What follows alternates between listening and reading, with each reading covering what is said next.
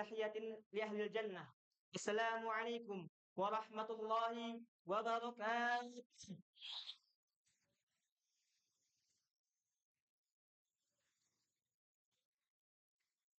إن الحمد لله نحمده ونستعينه ونستغفره ونعوذ بالله من شرور أنفسنا وسيئات أعمالنا. من يهده الله فلا مضل له ومن يضلل فلا هادي له. أشهد أن لا إله إلا الله وحده لا شريك له وأشهد أن محمدا عبده ورسوله. اللهم صل وسلم وبارك على محمد وعلى آله وصحبه أجمعين. قال الله تعالى في القرآن الكريم: أعوذ بالله من الشيطان الرجيم. يا أيها الذين آمنوا اتقوا الله ولتنظر نفس ما قدمت لغد واتقوا الله إن الله خبير بما تعملون. أما بعد، فإن أصدق الحديث كتاب الله وخير الهدي هدي محمد صلى الله عليه وسلم وشر الأمور محدثاتها وكل محدثة بدعة وكل بدعة ضلالة وكل ضلالة في النار. فيا أيها الحاضرون، أوصيكم ونفسي بتقوى الله فقد فاز المتقون. ويا أيها المؤمنون، اتقوا الله حق تقاته حتى تموتن إلا وأنتم مسلمون. Awalan hayya bina nasyukurullah azza wa jalla, yang dimana Allah subhanahu wa ta'ala telah memberikan kita beribu-ribu kenikmatan sebagaimana disampaikan oleh khatib sebelumnya.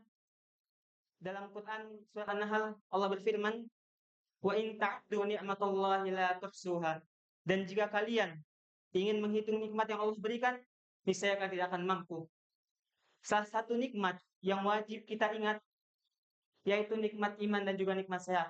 Mengapa? Sebagaimana banyak kita lihat di luar sana, banyak orang yang Allah berikan ia nikmat sehat, tapi tidak Allah berikan ia nikmat iman. Kakinya yang kuat, badannya yang sispek, tangannya yang berotot, pun tidak membuat ia mampu melaksanakan sholat tarawih berjamaah di masjid. Illa khairus. Begitu juga sebaliknya. Oh boleh, sabda juga.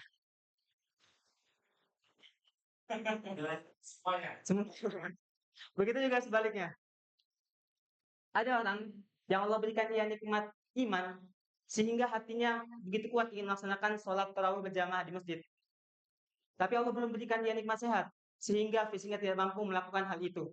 Maka dari itu kita sama-sama doakan sebagian saudara kita mungkin yang belum Allah berikan ia karunia nikmat iman, semoga Allah berikan ia nikmat hidayah, nikmat iman, sehingga ia dapat melaksanakan perintah-perintahnya dan menjauhi larangan-larangannya. Begitu juga sebaliknya kita doakan kepada saudara kita yang mungkin ia belum Allah berikan nikmat sehat, sehingga Allah berikan dia kesehatan, Allah berikan kesembuhan, sehingga badannya dapat melaksanakan apa yang Allah perintahkan dan menjauhi larangannya. Dan tak lupa juga kepada kita selaku para tolib, semoga Allah istiqomahkan kita di jalannya. Amin amin ya rabbal alamin. Thaniyan, salatan wa salaman ala habibina al-mustafa, yakni habibina wa syafi'ina wa maulana Muhammad sallallahu alaihi wasallam. Allahumma salli wa sallim wa barik alaihi wa ala alihi. Sebagaimana kita tahu bahwasanya Allah Subhanahu wa taala menurunkan dan mewahyukan kepada Rasulullah SAW satu mukjizat yang tidak diberikan kepada kaum-kaum sebelumnya. Mukjizat apa itu? Al-Quran. Insyaallah ahsantum. Ya, Al-Quran. Dan Allah turunkan Al-Quran itu semata-mata untuk menguatkan manusia yang pada saat itu berada dalam kegelapan. Pada zaman jahiliyah, untuk menguatkan manusia dari kegelapan menuju cahaya. Sebagaimana dalam surat Ibrahim, Allah SWT berfirman, Alif Lam Ra, kitabun unzila ilaika litukhrijan nasa minadh dhulumati ilan nur, ila akhiril ayah.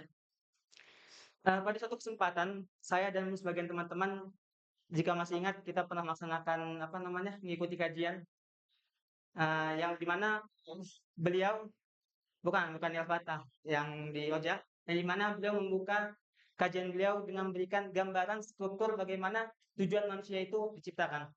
Saya akan bantu gambarkan. Yang pertama kita letak di paling atas itu Allah. Allah selaku sang Khalik, pencipta.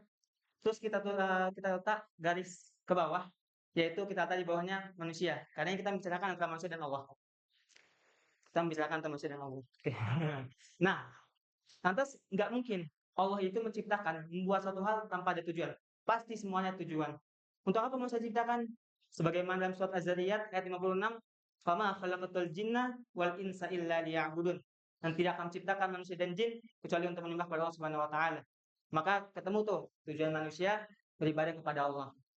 Terus manusia nanya, "Lah, gimana kami beribadah kepada Allah? Gimana kami tahu apa yang kau larang, apa yang kau perintahkan?" Maka Allah utus rasulnya. Allah utus seorang manusia yang Allah sampaikan wahyu kepadanya. Udah tuh diajarkan dan sebagainya. Terus Allah juga tahu kalau seandainya Rasulullah juga manusia, Rasul itu juga sama manusia, yang pasti akan ada akhir dari hidupnya. Kenapa Rizky? Nah, dari itu Allah nggak mungkin membiarkan hamba-hambanya tersesat kembali. Makanya Allah turunkan yang namanya Al-Quran atau kitab-kitab sebelumnya sebagai pedoman, pegangan bagi umat, bagi hamba untuk tetap melaksanakan perintah-perintahnya dan menjauhi larangan-larangannya. Masya Allah, dari struktur ini kita dapat melihat betapa sempurnanya Allah yang bahkan Allah tidak hanya membuat struktur ini di waktu itu aja, tapi untuk sampai ke hari kiamat nanti. Saya juga teringat di salah satu seminar ya, yang dibawakan oleh salah satu dai muda kita, mungkin ada yang kenal Kang Fuad Naim. Beliau pernah dalam satu seminar beliau menggambarkan perkataan obrolan antara malaikat munkar dan nakir yang kalau melihat manusia dia nggak bisa ngejawab soal-soalnya. Pernah? Pernah mendengar? Oh, nggak pernah. Nah, saya sebenarnya izin ya kepada Kang Fuad. Nah, mungkin saya mengambil kata-katanya, tapi akan saya ubah, saya revisi dikit. Soalnya sebenarnya kata-kata beliau agak lebih kasar. Atau pakai kata-kata beliau aja? Boleh. Beliau bilang kayak gini ya. Mungkin mungkin waktu itu mungkin ngomong ke Nangkir atau Nangkir ngomong ke Mungkar, saya nggak tahu. Jadi ngomong gini, betapa gobloknya manusia ini. Mohon maaf. Memang seperti yang dikatakan Kang Fuad. Betapa gobloknya manusia ini. Bagaimana tidak? Ini manusia nih dikasih soal yang udah dikasih jawabannya sebelumnya. Nah, ini kalau kita gambarkan kehidupan nyata, contoh kayak kita ini ya, mau ujian akhir bulan. Tiba-tiba malam terakhir itu sebelum ujian, Ustadz Yogi datang, masuk ke depan ngasih soal. Ini ya soal itu besok gitu kan. Terus pas besoknya, besoknya nggak bisa jawab. Nah, itu kan saya kayak, ih, anak, maaf ya, busuk banget gitu. Astagfirullahaladzim. Seperti itulah kurang lebihnya yang digambarkan kepada malaikat mungkar tadi. Apalagi ini yang ngasih bocorannya secara langsung tuh Rasulullah gitu kan, guru kita semua. Nah, dan yang saya hormati para musyrifin, yakni Al Ustadz Muhammad Yogi SH dan juga Ustadz Abdul Razak SAG dan juga Ustadz TK SPD insyaallah.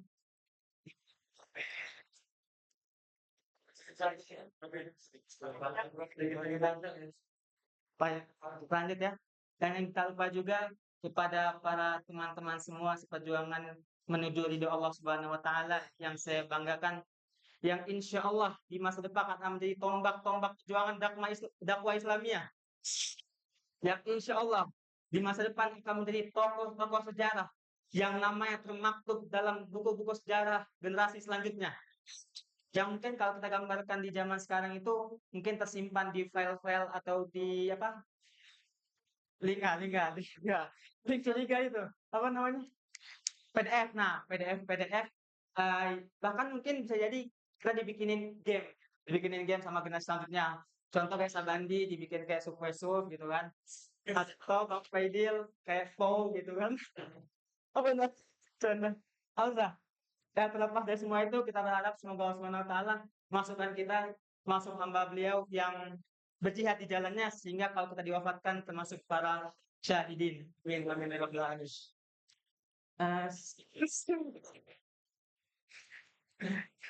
Seorang politikus Nazi, mungkin Anda sudah kenal Hermann Göring, pernah berkata, kata-katanya gak ya, ngomong itu, Göring, kan, Göring, kan. Nah, pernah berkata, kata-katanya masyhur, yaitu sejarah ditulis oleh seorang pemenang. Jujur, saya pribadi kurang sependapat dengan beliau. Kenapa? Saya pribadi kurang sependapat dengan sang beliau. Soalnya saya berpikir kalau seandainya sejarah tidak hanya ditulis oleh pemenang, tapi yang beriman dan berjuang. Bagaimana tidak kita lihat sudah 1000 tahun terlewati khilafah terakhir Islam, Utsmaniyah, 100 tahun mau direvisi? 100 tahun ya? 100 tahun. Ya, pokoknya sudah jauh terlewati lah sampai terakhir kali khilafah Islam terakhir, yakni Turki Utsmani memerintah dan berbagai cara kaum barat dan sekutu-sekutunya berusaha untuk menjatuhkan kita, berusaha untuk melupakan para saudara-saudara kita, bahkan membakar-bakar buku-buku kita. Tapi Masya Allah, dapat kita lihat semakin ke sini justru malah makin banyak pemuda-pemuda Islam yang memilih untuk mengorai kembali, mencari kembali apa aja rahasia-rahasia yang ditutupi oleh pihak sana. Bahkan tokoh mereka sendiri, seorang fisikawan Perancis yang sekitar tahun 1859 sampai 1906, saya akan namanya itu saya pakai bahasa Indonesia aja ya, maksudnya pakai tekstualnya aja.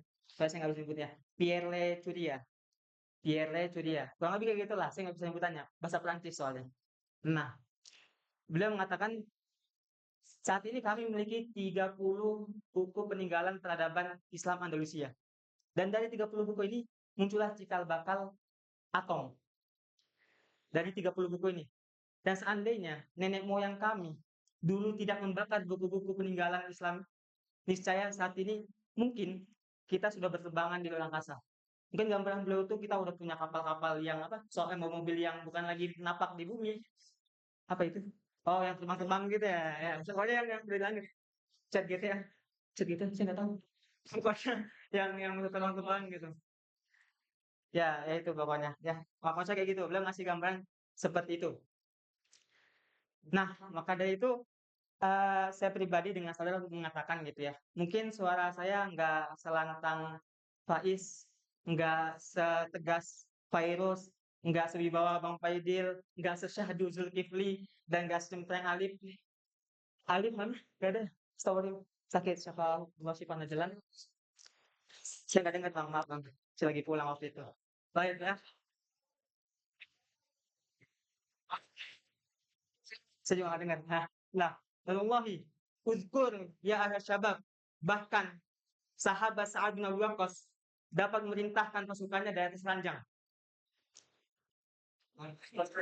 Ya, dari atas ranjang.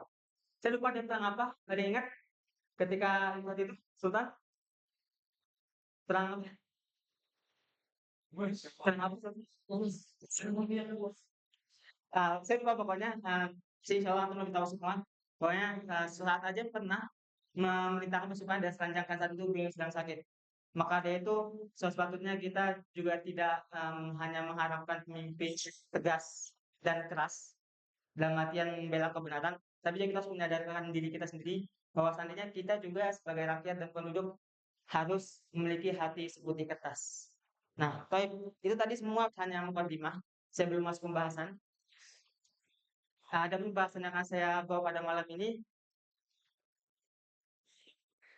Itu mungkin antum sering dengar ya di tiap hari Jumat para khotib membacakan ayat-ayat yang menjadi satu syarat sah sholat Jumat di mimbar yang mereka, yaitu ayat tentang ketakwaan. Banyak ayat yang mereka bacakan, satu, dua, tiga, bahkan lebih. Satunya mungkin ya nama takullah yang saya bacakan tadi, watan dengan semua pada masjid. Ada juga yang takullah kotu yang paling masyhur. Ada bahkan yang disampaikan untuk manusia yang takut rabbakum alladzi khalaqakum dan sebagainya. Tapi di kesempatan ini saya tidak akan membahas apa itu takwa, bagaimana takwa, mengapa takwa. Karena Anda yakin antum semua pasti mungkin sudah sering gitu ya mendengar ceramah-ceramah seperti ini, atau bahkan antum semua lebih paham daripada Anda tentang ketakwaan. Dan di sini Anda akan membahas sebagaimana kita manusia makhluk sosial gitu ya. Manusia yang pada dasarnya tidak mungkin tidak tidak mungkin apa namanya melaksanakan satu hal jika tidak ada imbalannya. Bahkan ikhlas sendiri yang kita bilang ikhlas, kita ikhlas kok, kita ikhlas. Itu aja kan secara makna apa? Melaksanakan sesuatu tanpa mengharapkan balasan dari Allah Subhanahu wa taala. Berarti kan secara langsung kita juga mengharapkan kan tapi sama Allah Subhanahu wa taala. Itu emang sifat dasar manusia. Mengerjakan sesuatu nggak mungkin tanpa adanya balasan. Makanya manusia itu melaksanakan perintah-perintahnya, larangannya karena dua. Pertama karena takut akan azabnya, kedua karena ingin mendapatkan nikmat surganya. Nah, amplop, sih nggak dapet amplop. Nah, maka dari itu saya di sini akan membahas ya apa aja balasan-balasan yang Allah berikan, tapi bukan yang di akhirat. Karena kalau di akhirat itu kalau kita pikir secara logika kita belum nampak ya, kita belum bisa merasakan. Apa yang Allah berikan kepada kita, memang di ayat Al-Qur'annya banyak, kita sudah pada hafal. Satunya di Ali Imran ayat 133, "Wasari'u ila maghfiratin min rabbikum wa jannatin arduhas samawati wal ardu uiddat lil muttaqin." Atau juga di Ar-Ra'd ayat 35 kalau nggak salah, yang "Mathalul jannati allati wa'idal muttaqun tajri min tahtiha al-anhar ukuluha dani'un wa dhilluha tilka uqbal ladzina taqaw." Ila akhir ayat. Tapi sini saya akan membahas apa reward atau feedback yang Allah berikan kepada orang yang bertakwa kepadanya itu di dunia. Dan sebenarnya ayatnya masyhur, hanya saja, itu disampaikan tidak sempurna menurut saya pribadi ya, karena, saya dapat materi ini dari pondok sebelumnya oleh ustaz saya, yang beliau mengatakan apa yang dibahas ini ada salah satu bentuk mukjizat lugawi dari Al-Quran, yang mungkin kalau hanya kita mengetahui, tidak mungkin manusia yang membuat Al-Quran ini, karena dari struktur bahasanya sudah berbeda gitu. Memang seakan-akan semua Allah doang yang bisa buat, karena memang Allah yang doang. Nah, itu berada dalam surat At-Tolak ayat 2, 3, 4, dan 5. Nah, mungkin kalau ayat yang kedua sama tiganya, antum semua udah hafal, bahkan sering mendengar gitu ya. Akan saya bacakan, a'udzubillahi minasyaitonir langsung ke akhir ayat, karena yang posisinya hampir semua di akhir ayat. Di ayat ketiga di awal ayatnya. Wa may yattaqillaha yaj'al lahu makhraja. Di ayat ketiganya, wa yarzuqhu min haitsu la yahtasib. Nah, ayat keempat itu di akhir ayat kembali, wa may yattaqillaha yaj'al lahu min amrihi yusra. Nah, ini jangan kan, jangan membahas, kan seakan-akan, si ngomong cuman "Wa hijal makhraja wa subhanahu wa nasib." Tanpa memandang seandainya musyriklah di hadapan dia membahas masalah feedback, reward yang Allah berikan kepada orang-orang yang bertakwa. Dan yang terakhir, yang paling diharapkan seorang manusia, yang sadar akan dosanya begitu banyak dan mengharapkan pahala dari Allah Subhanahu wa taala, "Wa may yattaqillaha yukaffir anhu sayyi'atihi wa yu'dzim lahu ajra." Masya Allah. Sebenarnya tanpa perlu saya jelaskan panjang lebar, tanpa perlu saya berikan penjelasan tafsirnya, ana yakin antum semua udah paham. Nah, maknanya, apa namanya, ya maksudnya secara tekstual udah pasti hafal gitu kan. Tapi karena mungkin waktu kita nggak begitu panjang dan ilmu saya juga tidak begitu dalam, jadi saya akan bantu bacakan mungkin terjemahan saja begitu ya. Yang pertama di ayat kedua, di akhirnya Allah berfirman, "Faman yattaqillaha," dan barang siapa yang bertakwa kepada Allah, yaj'al lahu makhraja. Allah akan berikan jalan keluar bagi masalah-masalahnya. Perlu diingat gitu ya. Maksudnya di sini kenapa dibilang, menyelesaikan, mengeluarkan apa namanya, dari masalah-masalahnya, ini menurut sudut pandang Allah. Jadi jangan berpikir kalau seandainya "Wa yattaqillaha yaj'al makhraja" itu menurut sudut pandang manusia. Karena bisa jadi apa yang kita suka itu tidak baik menurut Allah. Dan bisa jadi apa yang, kita tidak suka itu baik menurut Allah. Ayatnya gimana? Kutiba sa asa an takrahu syai'an wa huwa khairul lakum, asa an tuhibbu syai'an wa huwa syarrul lakum. Nah, itu yang perlu diingat. Yang kedua, di ayat ketiganya tuh wa yarzuqhu min haitsu la yahtasib. Ini mungkin salah satu alasan kenapa ini data di awal, bukan data di akhir. Karena wa yarzuqhu min haitsu la yahtasib ini itu artinya dan akan diberikan rezeki dari arah yang tidak terduga-duga. Dan perlu dipahami juga kalau seandainya yang kedua ini tidak diberikan sembarang orang, tidak diberikan kepada seorang yang beriman atau seorang muslim, tidak. Hanya orang-orang tertentu yang di atas kita yang diberikan hal seperti ini. Dan saya tidak akan menjelaskan panjang lebar karena bukan itu pembahasan kita. Saya akan lanjut ke ayat yang keempat, di akhirnya juga, "Wa may yattaqillaha," dan barang siapa bertakwa kepada Allah, yaj'al lahu min amrihi yusra. Masya Allah, Allah akan memudahkan segala urusannya. Jujur, sebenarnya dari 3 hal ini aja, kita rasa kayak udah cukup banget lah tinggal di dunia. Dan 3 hal ini aja udah dijamin sama Allah, udah cukup banget kita sebagai manusia yang bertakwa menjalankan hidup di dunia. Tapi jangan lupa, kayak saya sampaikan tadi, di ayat keempat ini justru malah yang paling kita harapkan. Apa? "Wa may yattaqillaha," dan barang siapa bertakwa kepada Allah, yukaffir anhu sayyi'atihi, akan dihapuskan segala kesalahan dosa-dosanya. Wa yu'dzim lahu ajrah, dan akan diberikan kepadanya pahala yang begitu agung. Mungkin sekian yang bisa saya sampaikan. Sebelum saya tutup, kan kan malam kemarin para mustami minta khotib buat pantun penutupannya. Itu karena malam sebelumnya lagi khotibnya ngebawa pantun, yang kalau kata Ustadz Yogi itu karena dia orang Melayu kan. Nah, saya terpancing dong gitu kan. Gini-gini saya orang Sumatera ya. Saya lahir di Bengkulu, gede di Medan. Jadi terpancing lah gitu maksudnya terbawa dikit. Cuman saya pengen biar feel-nya dapat gitu medannya. Saya nggak pengen kalau saya pantun jawabnya cakep. Kurang, kurang paten. Paten, paham? Jadi kalau seandainya saya pantun bilangnya jangan cakep, tapi paten, nah gitu ya. Paten. Nanti kalau nggak tahu artinya tanya aja Bang Faidil. Baik. Terus saya akan ubah gitu ya. Nama pantunnya mungkin ngikuti zaman sekarang. Belum, belum, masya Allah. Siap-siap ya. Nah, saya saya mulai. Jangan lupa paten ya. Beli bensin ke Pertamina, belinya Pertamax, isinya salib. Astagfirullahaladzim.